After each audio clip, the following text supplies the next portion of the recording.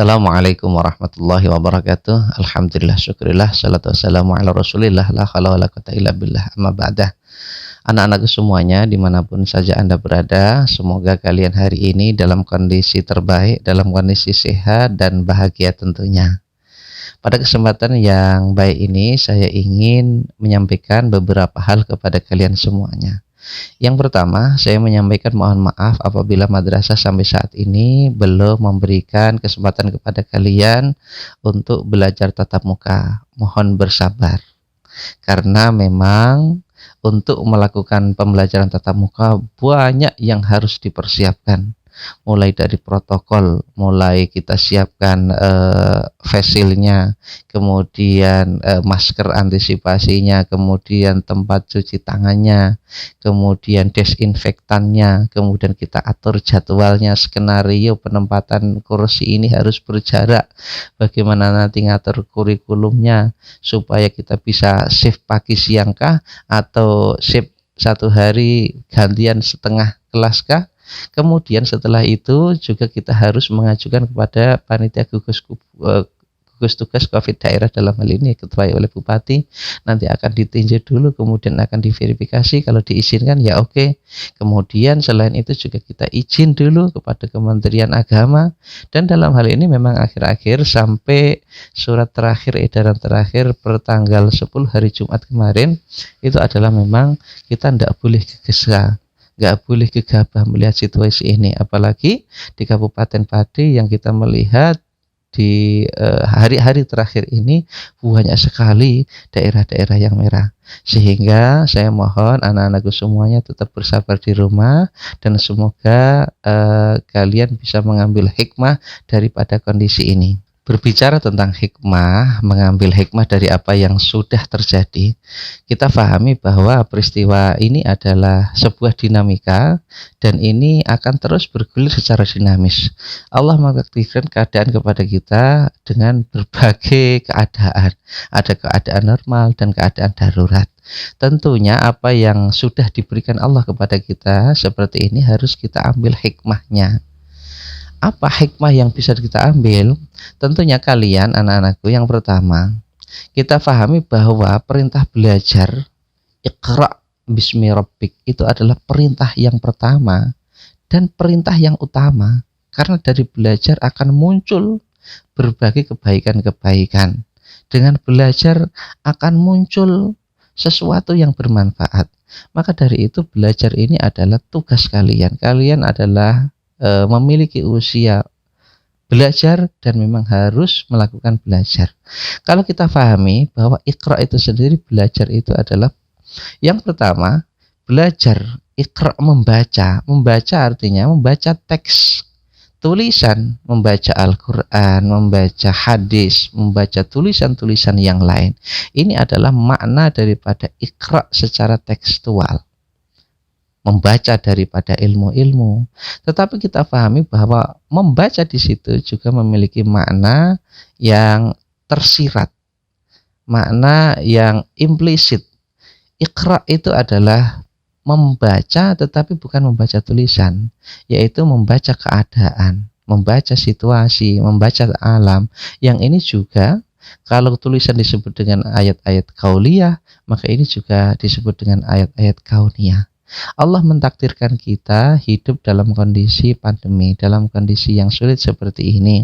Tentunya ini adalah atas iradah dan kehendak Allah, dan nanti lenyapnya virus ini juga atas kehendak Allah. Maka tiada lain dan bukan selain ikhtiar yang sifatnya lahiriah, tugas kita adalah ikhtiar secara batinnya, berdoa. Jangan menyelesaikan berdoa, ya, senantiasa, karena doa itu adalah perintah, doa itu adalah kewajiban. Dengan doa kita memiliki banyak harapan.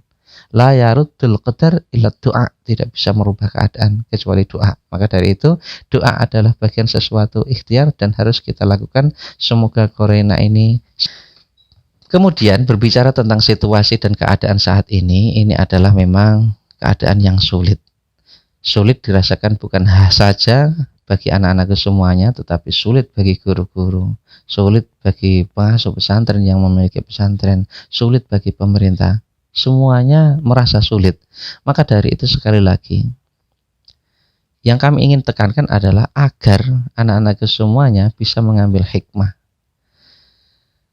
Bahwa belajar itu bukan saja mendapatkan ilmu, bukan saja melihat situasi keadaan ini, tetapi belajar itu adalah bagaimana kita mengupgrade diri kita supaya kita makin hari makin baik, makin hari makin genah, makin hari kita makin betul-betul bisa menjadi manusia yang sebetulnya manusia yang terbaik. Maka dari itu, di antara yang harus kita rubah adalah bukan hanya open-minded pemikiran kita saja untuk mengambil hikmah di dalam segala sesuatu, tetapi juga kita harus open mind, memiliki pemikiran yang terbuka untuk bisa menerima bagaimana agar diri kita dalam kondisi pandemi seperti ini kita tetap mampu belajar membaca, mampu memperbaiki diri kita. Di antaranya yang berubah adalah bahwa kurikulum kita berubah antara kurikulum normal dengan kurikulum darurat COVID. Target pembelajaran tidak sejauh seperti ketika kita bertatap muka. Karena mohon maaf, desain kurikulum kita, pelajaran yang tadinya pelajaran jamnya banyak disingkat menjadi hanya 1 jam. Pelajaran yang 1 jam pun juga hanya 1 jam. Ini adalah kesamaan yang luar biasa. Apakah ini keadilan? Wallahu a'lam. Kemudian yang kedua adalah kalian harus belajar daring, jarak jauh. Ini sesuatu yang berbeda, yang sebelumnya tidak kita lakukan. Maka dari itu, kesiapannya harus betul-betul dipersiapkan. Kebutuhannya harus betul-betul dicukupi. Kemudian, ketertibannya kalian juga harus tertib mengikuti tata tertib dan aturan serta petunjuk yang sudah diberikan. Kemudian selebihnya anak-anakku, bahwa kita harus bisa merubah. Dan saya sepakat dengan apa yang menjadi keputusan pemerintah pusat dalam hal ini memberikan kurikulum darurat, bahwa setiap pagi diperintahkan untuk melakukan sholat duha. Saya yakin kalian sangat lebih paham tentang manfaat sholat duha. Kemudian setelah itu tadarus Al-Quran. Jangan menyepelekan, ini sangat penting sekali. Kalian tahu betapa makna sholat di dalam pandangan Allah. Kalian tahu betapa pentingnya membaca Al-Quran bagi kita dalam pandangan agama. Maka dari itu 2 hal penting ini harus kita taati untuk mengawali kegiatan kita setiap hari. Insya Allah, kalau hari kita sudah diawali dengan tertib, dengan 2 kegiatan ini, insya Allah kegiatan-kegiatan seterusnya akan baik dan pastinya bisa bermanfaat untuk kita semuanya. Semoga kita bisa mengambil hikmah sebagaimana Bapak Direktur memerintahkan. Silahkan Pak Birhat untuk melakukan pembelajaran daring ini sebaik mungkin. Memang sulit bagi kita, bagi guru, bagi madrasah, bagi kalian, tetapi kita harus mengambil hikmahnya. Kemudian setelah itu kita ikhtiar melakukan upaya untuk penyiapan tatap muka, kemudian pada akhirnya nanti kita bisa kembali melakukan aktivitas seperti biasa. Semoga kita semuanya di dalam ridho dan naungan anugerah dan berkah dari Allah Subhanahu wa taala. Sekian, assalamualaikum warahmatullahi wabarakatuh.